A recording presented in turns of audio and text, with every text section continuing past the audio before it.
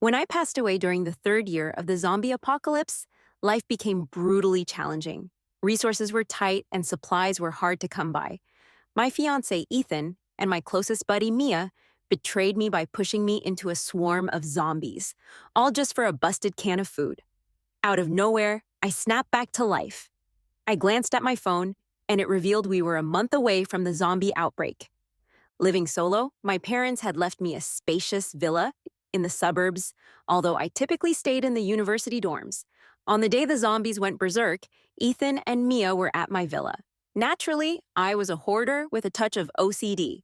Every shopping spree, if the deal was good, I'd buy in bulk by the case. In the cellar of my villa, there were 20 bags of 100 pounds of rice each, 20 bags of 100 pounds of flour each, 100 barrels of 20 pounds of olive oil, and heaps of purified water. I had 4 or 5 massive freezers in the basement, fully stocked with 200 pounds of pork, 200 pounds of lamb, 200 pounds of beef, and all sorts of frozen goodies. There were endless ready-to-eat meals and snacks, including countless boxes of instant noodles in every flavor imaginable. Honestly, if the food didn't spoil, I'd probably never finish it all. Non-perishable household items like tissues, blankets, clothes, and toiletries filled an entire 215-square-foot storage room. Seeing my stash, Ethan and Mia were ecstatic. Ethan especially couldn't stop praising my foresight. With all these supplies, the three of us stayed put in the villa until the third year, when things started to fall apart, forcing us to venture out in search of more food. Before I died, I discovered that Ethan was only with me for the house and had been cheating on me with Mia.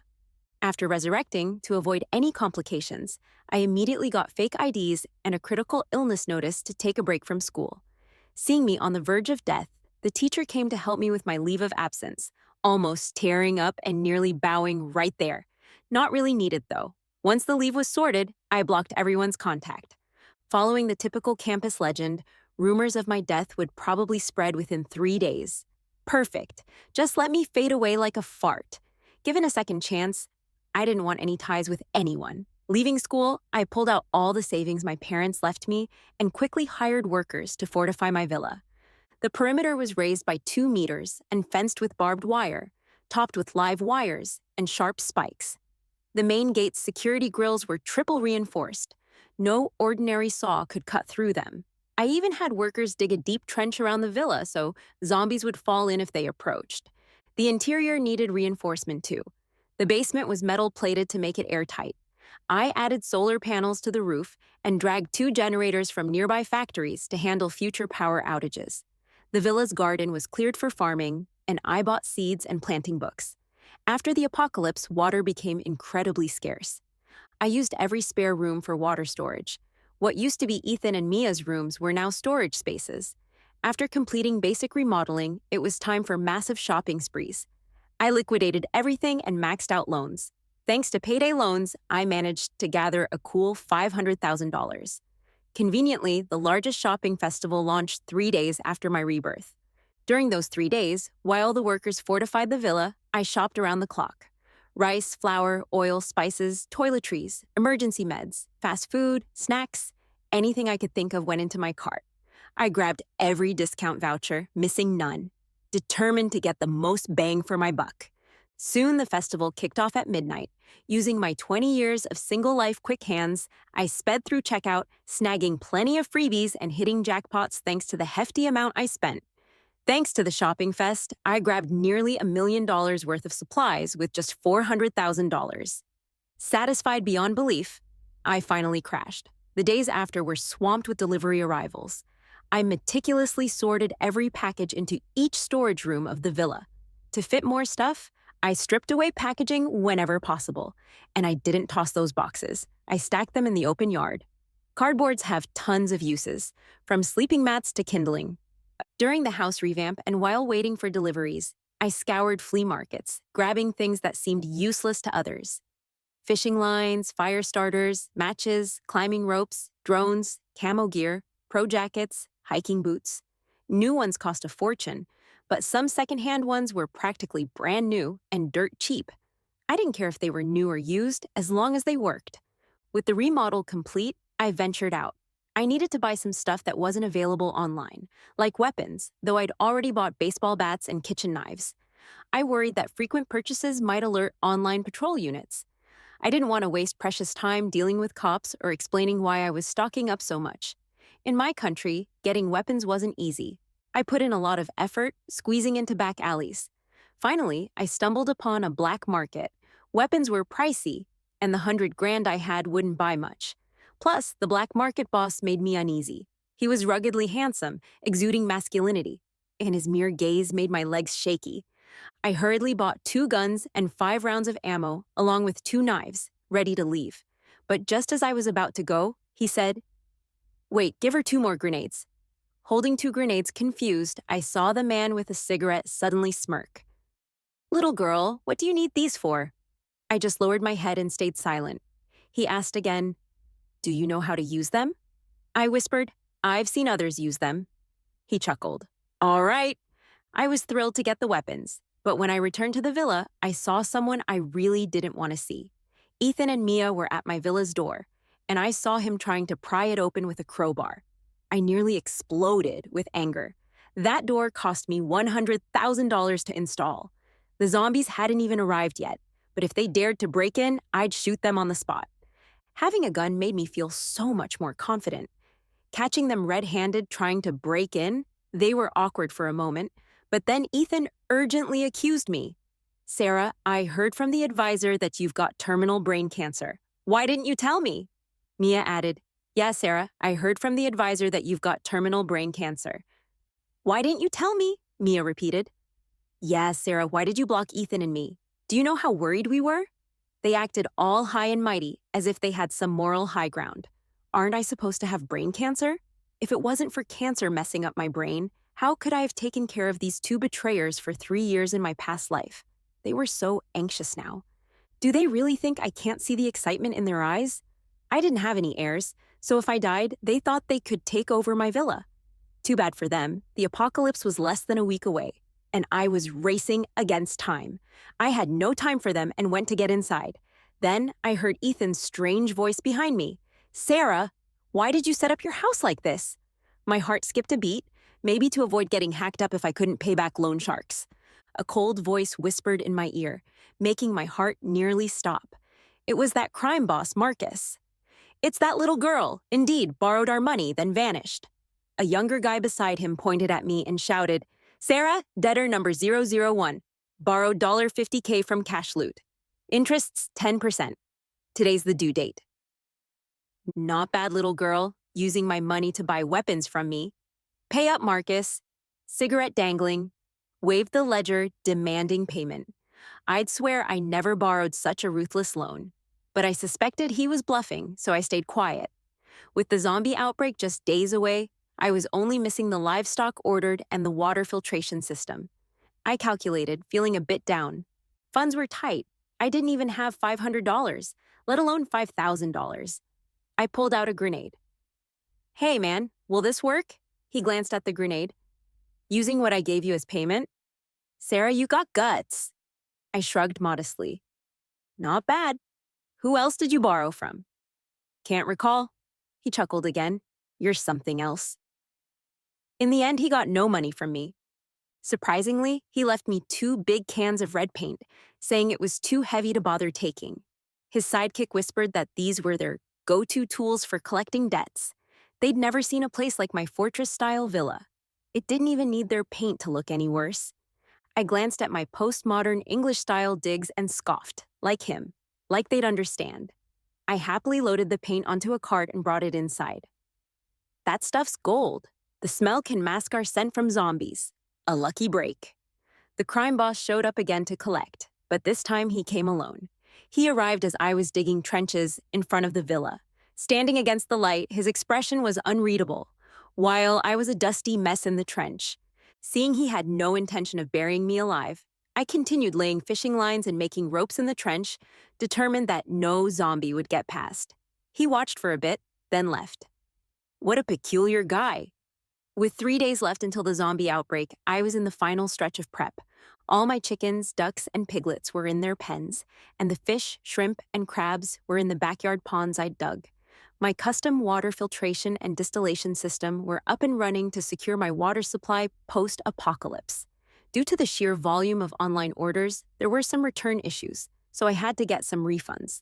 This left me with a bit of extra cash, and between credit cards and certain limits, I was set for one last shopping trip right before time ran out. According to my plan, I'd spend most of the first 3 years of the apocalypse in the villa. For entertainment, I filled all my TVs, computers, tablets, Switch, and PS5 with novels, shows, movies, and games. In town, I grabbed up old manga and magazines treated like scrap and weighed by the pound, hauled a truckload back to stack in the warehouse, converting waste to warmth. With all this, I could really keep myself busy during my solo time in the apocalypse. Last time, I was always the one going out to get food while Mia and Ethan had excuses. One was scared, the other wanted to protect supplies, refusing to leave. This time, I wouldn't be the good-hearted fool again. First, I used my dad's old business truck to haul dozens of barrels of diesel. It was pretty tough to get, but it was for my 2 vehicles, a small truck, and an off-roader. Next, I drove the truck to the city's biggest supermarket. I did the math. With the cash I had and a new bank card, I could spend up to $200,000. I planned to blow it all. I disguised myself as a small grocery owner, stocking up, double-checking my supplies. This time, I focused on perishables, green veggies. I planned to refrigerate half and turn the other half into pickles. Whatever spoiled could feed my chickens, ducks, and geese. The supermarket manager was thrilled with a customer helping his KPIs. He even assigned a big guy to help me load the stuff. But the moment I saw the guy, I fell silent for a second. My legs started shaking again with that familiar sensation. No way, it's the mob boss again. This was no ordinary helper. The manager practically handed me a big shot. He glared at me with a warning, as if saying, "Say anything and you're dead." Yet the mob boss actually helped me move stuff, wearing a supermarket uniform. He looked like an innocent young guy rather than a tough gangster. I heard the manager call him Marcus. Watching this big mob boss actually load stuff for me, with those perfect arm and neck muscles flexing, was dizzying. "Did your loan shark business finally close down?" There I went, running my mouth. He shot me a side eye. "Even if it did, you still owe me." Yeah, I nodded nonchalantly. After all, the apocalypse would hit in 2 days. $50K would soon be worth less than a bag of rice, and rice I've got plenty. Maybe my attitude wasn't humble enough. Marcus suddenly stopped and asked, "You got brain cancer?" I hesitated. If I said yes, I'd be like a dying scammer taking his money and more. Finally, I said, "Nah, I'm just fooling them." Marcus's expression was unreadable. "Why?" I replied quietly. "They did me wrong." Marcus nodded aggressively. "Good, if you don't pay, I'll kill you." Is this guy allergic to romance? Even in this tense mood, he still remembered that with almost everything loaded, I was ready to leave. He suddenly asked, "Sarah, if you met the people who hurt you before, what would you do?" I thought seriously. "If you're bitten by a dog, you don't bite back." I'd live my life as planned, but if they try again, I'd strike first. Marcus smiled softly, a smile that reminded me of my high school crush, pure, clear, dazzling me until he noticed my stare, and I quickly looked away. Before we parted, Marcus said, "Little liar, stay in after this trip." I cocked my head in confusion. Right then, news flashed on the supermarket television. A new virus is spreading in the city. Citizens, wear masks outside.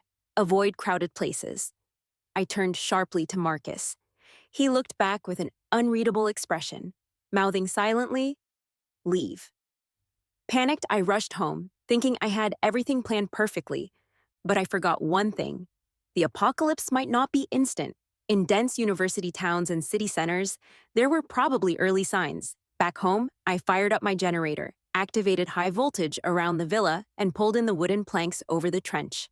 With mixed emotions, I lay in bed.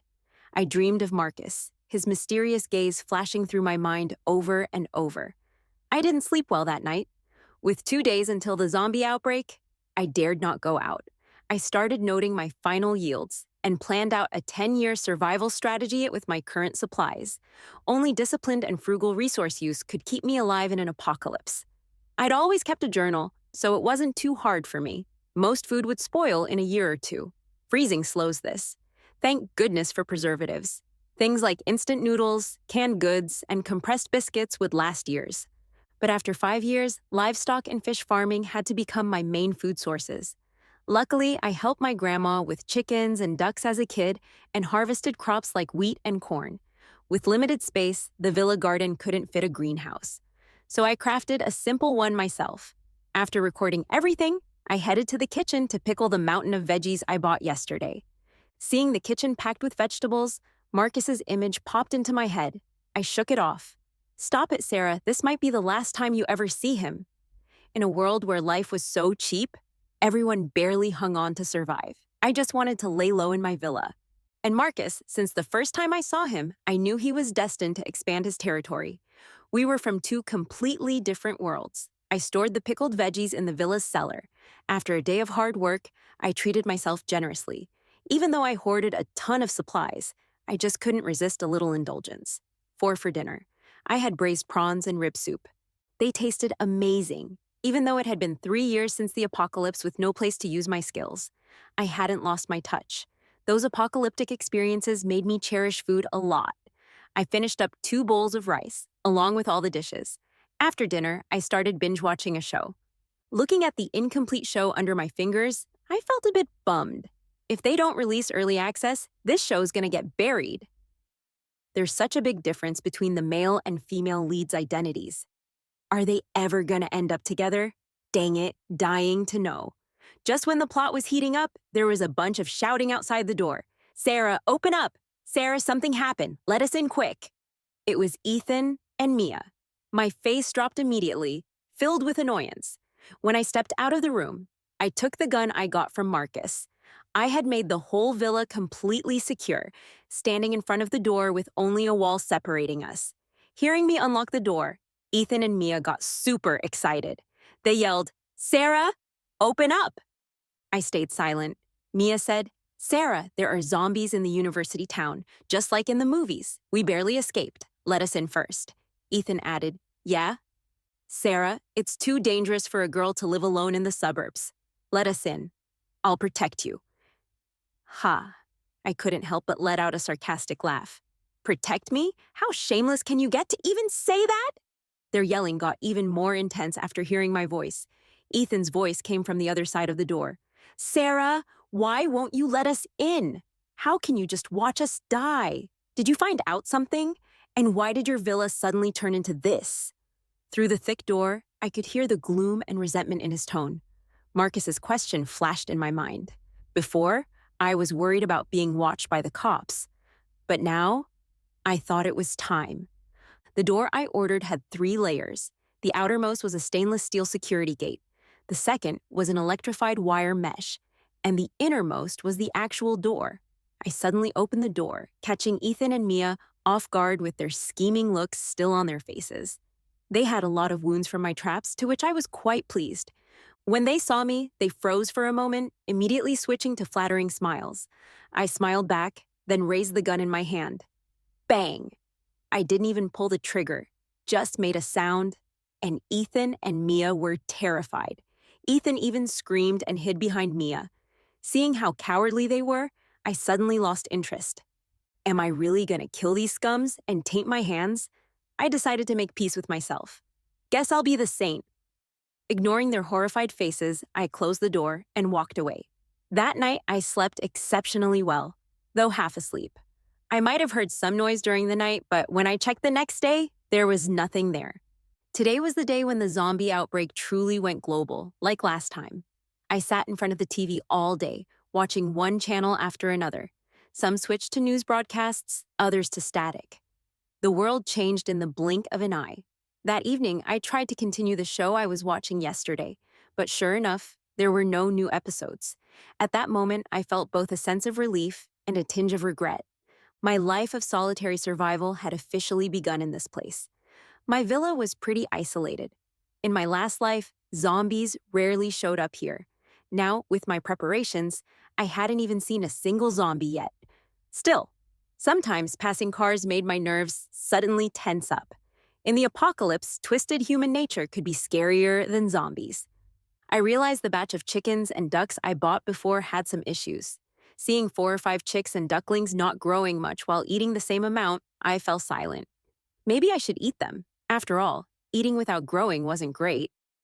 What kind of household can handle that kind of eating? Considering the value of livestock, I cautiously searched online. Early in the apocalypse, many websites were abandoned, but some were still up. After searching, I discovered that my batch of broiler chicks and ducks had 2 roulades quail and 2 call ducks mixed in. I wondered, were they accidentally caught while eloping? That evening, as I was about to deal with those little freeloaders, they each laid an egg. Hesitating for a moment, noticing nature's wonder and the animal's will to live, I put down the knife and brought out my incubator. I got hooked on incubating eggs, checking on those 2 eggs every morning as soon as I woke up. A week later, I placed them under light to check. Seeing the little hearts beating and veins spreading inside made my eyes a bit teary. In an apocalypse, new life always brought joy. In the following days, I played the role of a diligent chicken mama. The incubation times and environments for roulades quail and call ducks were different. Roulades quail needed 16 days, while call ducks took 26 days, requiring higher humidity. Every day, I documented the state of those 2 eggs. 2 weeks flew by without me noticing. This morning, I went to check on the eggs as usual. The roulades quail's egg was close to hatching but still showed no movement. Worried it might suffocate, I carefully made a small hole with tweezers on its shell. I spent the whole day by its side, even forgetting to eat. When I saw the tiny beak of the quail through the hole I made, I couldn't help but cry tears of joy. The little quail chick was born, and I named it Emergency Rations Number 1. I brought its mom over to see it, but she was too love-struck to care about the baby. She looked at it briefly, paid the egg protection fee with another egg, and flapped her wings away. I glanced at Emergency Rations Number 1 in my hand and the warm egg, thinking grudgingly, "Today I'm raiding your nest." But eventually, I marked the new egg and put it in the incubator. After checking on the not yet hatched call ducks, I went to water my garden full of fruits and veggies. Halfway through, I suddenly heard zombie noises outside. I perked up immediately. A real moving zombie. This could be the first zombie I see in this post-apocalyptic life. It was oddly thrilling. I opened the inner door and felt a strange affection seeing the stumbling, one-armed, one-legged zombie outside. I'd been alone too long, if a zombie seemed charming. But once the novelty wore off, I went inside to grab my big machete. The weird thing was, by the time I got back, the zombie was nowhere to be found. I was puzzled. Did it wander off somewhere else?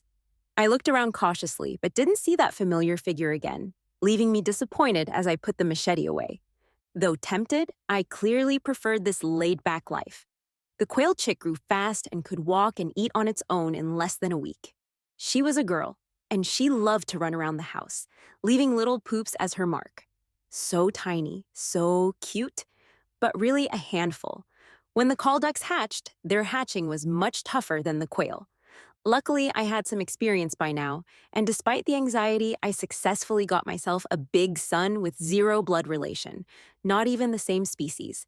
Lately, I'd been facing a realistic dilemma. I sat in my vegetable garden with a serious face, staring at the groups of troublemakers. It had been almost 2 months since Emergency Rations Number 1. One was born, and quails mature in just a month and a half. With the daily contributions from the original quail, I probably had around 30 quails, and soon they'd be adding 1 egg a day to the flock. Okay. I forced myself to stop this terrifying math. Just as I was stressing about what to do with all the chicks I'd hatched, I suddenly heard outside, "Hello, cash loan, here to collect? Detta no. 001. When are you planning to pay back?" I whipped my head around, suppressing my surprise, and asked, "Who?" The person outside seemed impatient, and I pictured him smirking with a cigarette. "Your creditor." I opened the small window on the door and saw him through the wire mesh. Maybe my wide-eyed disbelief looked too silly, so he chuckled a bit. Dazed by his smile, my expression became even sillier. Marcus pulled out his ledger. Deaton 0001, Sarah. 3 terms overdue. Compounded interest makes it $200,000 this term. Seeing my complicated expression, he raised an eyebrow. "Is there a problem?" I said. "I might seem a bit dumb to you, but I'm not blind." Brazenly showing me the empty ledger, Marcus sneered. "So you're not paying?" I nodded sincerely. "I don't have money." Right then, a quail chick stepped on my foot and left a poop on my shoe. Emboldened, I grabbed the chick and passed it through the window to Marcus. As my hand nearly touched the high-voltage wire, he frowned. Wait, it was the first time I'd heard Marcus raise his voice, scaring me a bit, making my legs tremble. Seeing me about to extend my hand again, he pursed his lips. When I opened my palm and revealed the quail, his eyebrows furrowed even more, thinking he was dissatisfied with my offering. I tried to convince him, "This kind of quail, don't underestimate her. She reproduces quickly, can fill a cage in a month and a half, and they taste just like regular chicken. Really delicious." Marcus and the quail in my hand had a little staring match, and he still didn't seem too happy. I decided to grab more, hoping quantity would win. Through the door, I handed him the quails one by one, urging, "Take them," like a fussing mother hen. After a brief silence, Marcus accepted the chicks. When our fingers touched, it felt like a spark. Later, when the chicks were too many for Marcus to hold, he stuffed them in his pockets. When Marcus left, I saw emergency rations number 1 peeking out from his pocket, as if asking if my conscience hurt. Before leaving, Marcus said, "These are just the interest." After dealing with Marcus, I sighed in relief. I was actually quite happy to solve the quail overflow problem this way. Today was the new year. The apple tree I planted in the backyard was finally ready to harvest. Hearing the familiar cocky voice outside, I glanced through the peephole and opened the door. Seeing my look, Marcus paused for a second. "What are you doing?" he asked, unsure. I looked at my floral jacket, touched my green headscarf, hands covered in dirt. "I'm picking apples," I said. He seemed skeptical. "I'm here to collect again." Marcus nodded. I smiled. What a coincidence. I handed him a bag of apples. "Take these as payment, apples for peace, wishing you well." He took the apples and before leaving, he said, "Happy New Year." I froze for a moment and softly replied, "Happy New Year." After my parents passed away, I got used to spending New Year's alone. Resources were scarce in this doomsday world, so I didn't splurge. I made a few nice dishes. I took out the sausages I made with my sausage stuffer. They'd been drying for a while and tasted pretty good. Maybe I could use them to pay off Marcus next time he came by. I suddenly realized Marcus was unusually easy to fool today. Just a few apples, and he was okay. Hope he stays this way. Amen. At night, I took out an old book I found before the apocalypse and read it with interest. I lit a lamp, wrote down some notes, and went to sleep early. That night, I had a good dream. In it, my late parents were there, and there were no zombies. Time flew by, and before I knew it, it was April. Recently, I noticed tadpoles in my pond. When I found them, they already had little legs. Now, let's discuss a highly debated topic from a cosmic perspective. Which came first, the chicken or the egg? There were no frogs in my pond. So where did these tadpoles come from?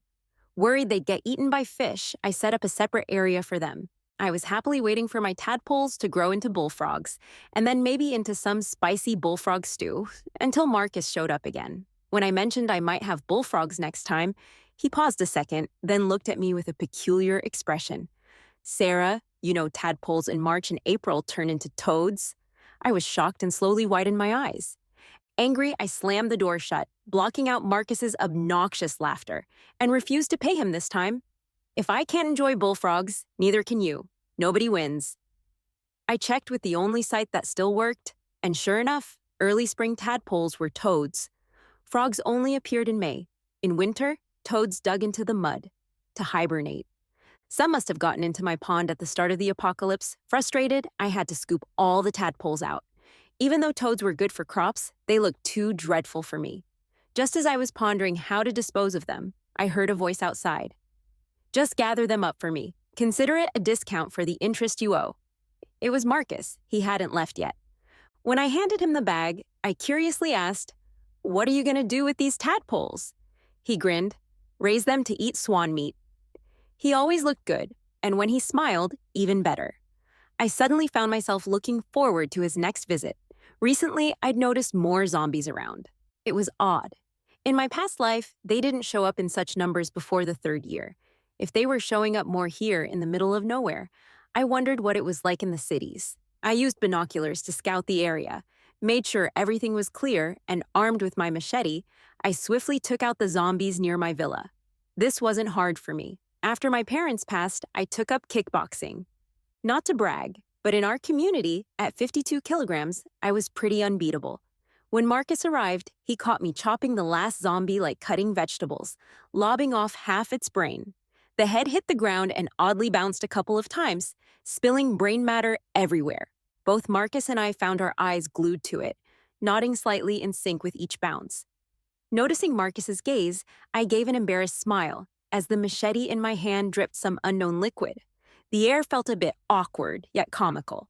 Marcus watched me go inside, and I hesitated about inviting him in, but I held back. The times didn't allow for it, and he seemed unimpressed by my fortress anyway. We'd reached some kind of understanding. He visited now and then, and I prepared supplies in advance. This time, I got a basket of potatoes ready. It was June, which meant potato season. To my surprise, he didn't take them.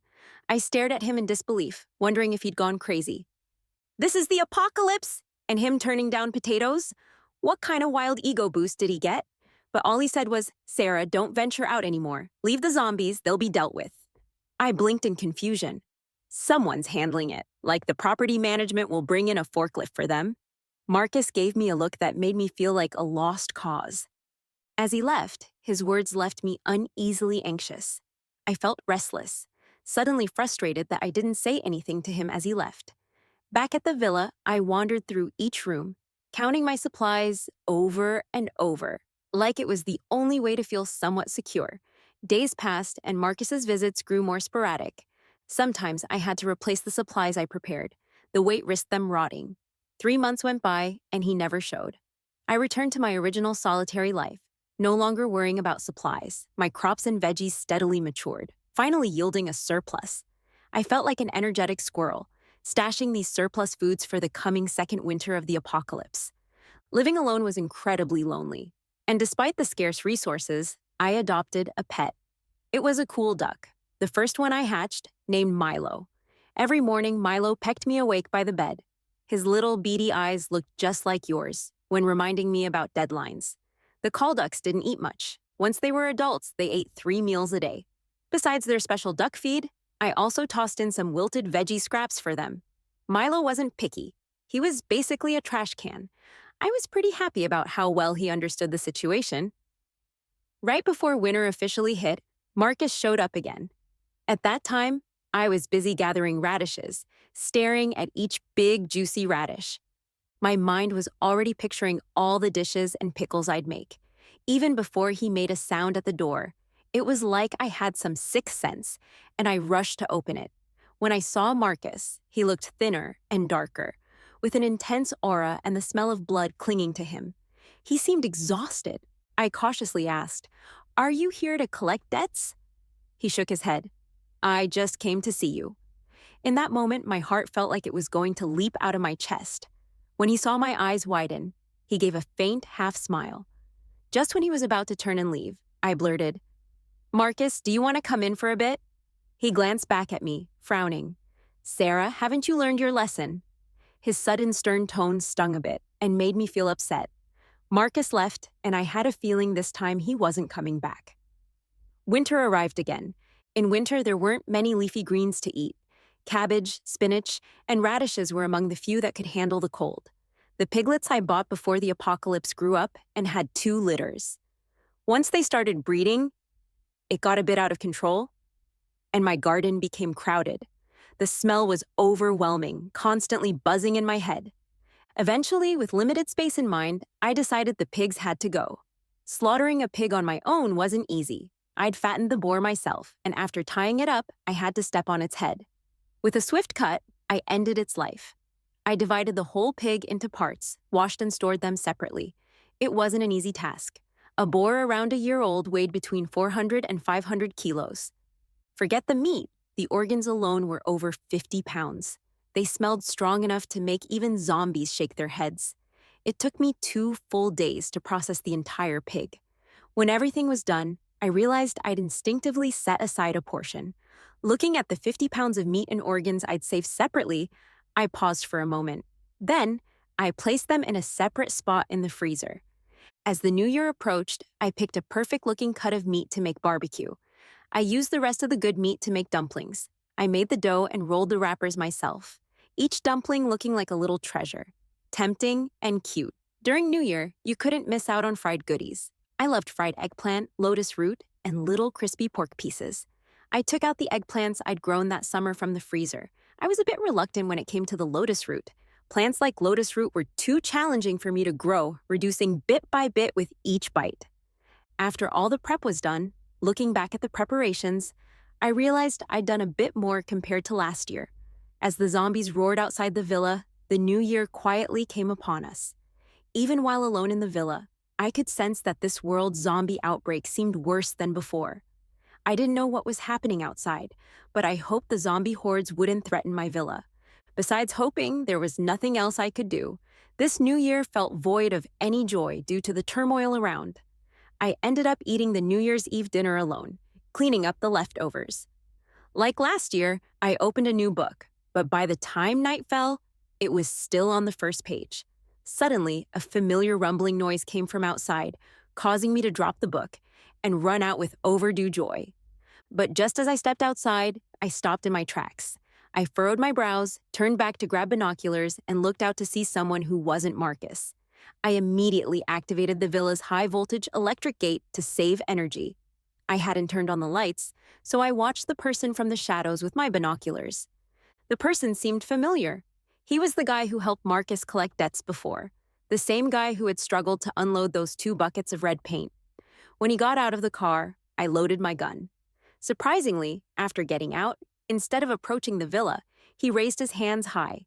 In his open palm was a sleek little chick, carrying itself like royalty, looking around with tiny eyes full of disdain for the foolish humans nearby.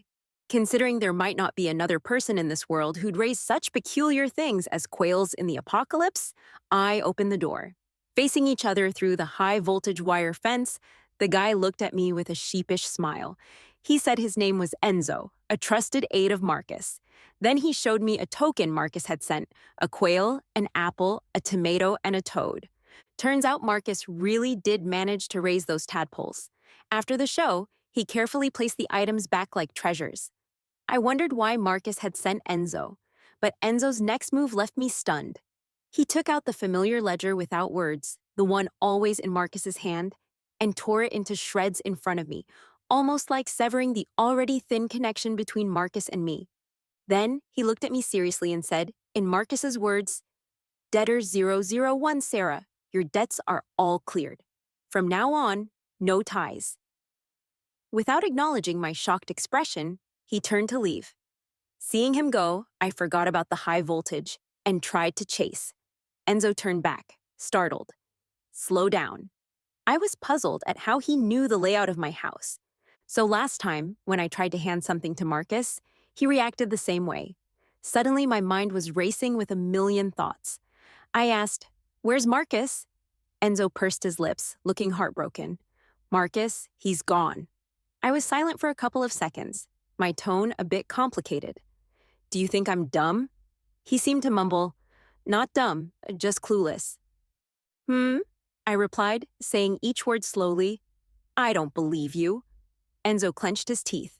"I'm telling the truth, Sarah. Marcus is gone. Stop waiting for him." He said it like he was being chased by a dog and was ready to run off. This might be a bit of a misunderstanding," I said. "I'm not waiting for him." Enzo stopped suddenly, looking back at me like I was some deceitful player. He looked furious, even though he was the one who started this. He angrily said, "Why aren't you waiting for him? Don't you realize with Marcus's status, he can have anyone he wants? Even those top-tier socialites and celebs are all over him. He's never even glanced at them. And who's responsible for that? You? I don't know what spell you've put on Marcus. All those silly gifts. Yeah, like that toad. Giving him a toad and his over the moon. He'd be happy for days with that ugly thing covered in warts." Saying that, Enzo pulled the toad out of the bag and held it in front of me. Meeting its gaze, I couldn't help but look away. Enzo got even angrier. "You don't even want to look at it. And Marcus thinks it's precious? Do you know how over at the base it is with those chickens? Marcus never lets us eat them. Someone once ate a few, and Marcus sentenced them to 7 days on the front line." I really didn't know how to respond. but it didn't stop the corners of my mouth from curling up. Seeing my reaction, Enzo seemed to feel a bit better. He straightened up and told me a lot of things before he left. Before he left, he looked at me seriously and said, "Sarah, sis-in-law. Let me call you sis-in-law. Could you wait for Marcus?" I learned a lot from Enzo. First, about Ethan and Mia. After I scared them with a gun that day, I never heard from them again. I thought they relocated to seek refuge somewhere, but actually, that very night, they died on the electric fence of my villa. The noise I vaguely heard in my dream that night was Marcus dealing with their bodies. Secondly, about the occasional sound of vehicles near my villa. Enzo said Marcus had people regularly clearing zombies around my villa. Not just zombies, but also anyone eyeing my villa would be dealt with secretly by Marcus's people. Also, I never borrowed money. Everything from the moment I stepped into that black market was part of Marcus's elaborate scheme. Suddenly, a lot of details I'd overlooked before started flashing in my mind. It was like someone was waiting for me at the black market, guiding me step by step. When I wanted diesel, I could conveniently find some. All the equipment I got from the seafood market was cheap and came from official channels. And back in the previous life, when I went out alone for food, there was always an unnoticed gaze watching me. I didn't know if all of this was connected, but I wanted to ask Marcus about it in person. This winter had been unbelievably cold and long. I used up triple the firewood and electricity as last year and added extra layers to my plants and poultry greenhouses. Yet my plants and livestock still suffered damage. Each morning, I'd find dead birds or vegetables, sometimes chicks, sometimes fish or cabbage. Even those that survived looked wilted. They huddled together, trying to stay warm. Looking at the lone plum blossom proudly standing in the garden, I silently wished for winter to pass. Fortunately, in May, the weather started to warm up. I discovered that the zombie numbers had significantly decreased after this long winter. In my previous life, when I died, the experts hadn't figured out the origin of zombies. But in 3 years of fighting them, people learned some things. Cold and darkness slowed them down, and cold made their sense of smell dull. It was speculated that a severe, long winter could cause zombies to die out, leaving the virus buried forever under endless snow. People hoped for a spring revival. I was kind of looking forward to what I didn't get to see last time happening in this life. The harsh winter took a toll on my garden, which I'd been tending for over a year. Thankfully, I stocked up on a lot of seeds. After clearing the frozen roots and before summer arrived, I started planting anew. It was tough work. It took me 4 days straight to finish because the seasons were all messed up. I relied only on experience to plant the seeds at the right time. After planting, time seemed to slow down again. I brought out a lounge chair to the yard, reading a book and quietly waiting for the new sprouts. Recently, I'd been hearing these loud explosions coming from downtown for days on end. I was too far from the action to see anything, even after trying repeatedly with binoculars. All the buildings just blocked my view. While tidying up my warehouse, I stumbled across an old drone I once grabbed from a seafood market ages ago. I thought I'd give it a shot, but it wouldn't fly since its battery was dead. After rummaging through some boxes, I found the charger. I held my breath and was a bit anxious during the charging process. When it was finally fully charged and functioning, I couldn't help but grin. I'm terrible with technology and gadgets. I remembered when I got my driver's license, and the instructor gave me this heartfelt advice.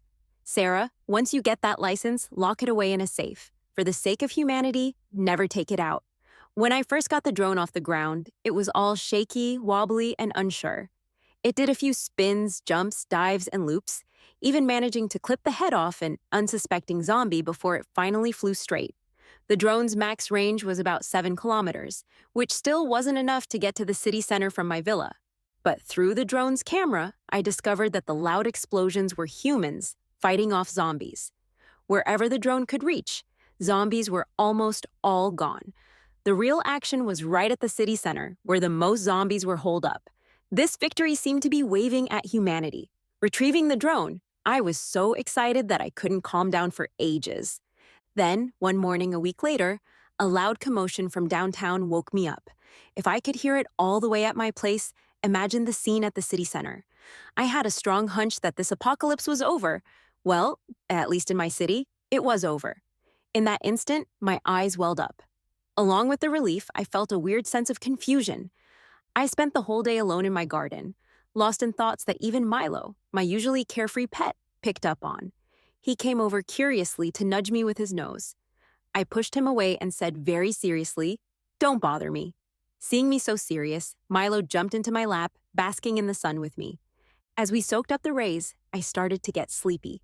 In the haze of almost falling asleep, I thought I heard a familiar lazy voice, slightly arrogant, "Open up!" Jerked awake, I saw Milo fall off me with a surprised squawk. I turned my head to stare at the door, almost burning holes through it. I couldn't tell if it was real or just a dream, so I strained my neck to listen.